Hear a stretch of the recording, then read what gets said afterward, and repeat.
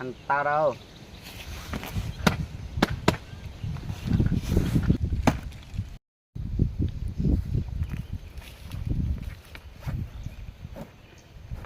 Mày còn chơi tao à? Mày chơi tao à? Vâng. Chúng mày làm cái gì đây? Hạt dạ cho bọn em anh ạ. Đó.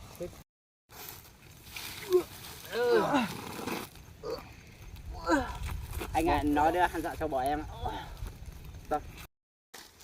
Thôi bỏ qua đi, ngày mai anh giao lại. Ok anh. Nhớ anh lấy cái gì làm chứng? Cái đầu đại ca làm chứng. Ok, nhớ nhá đại ca. Ok. Rồi, hai em về.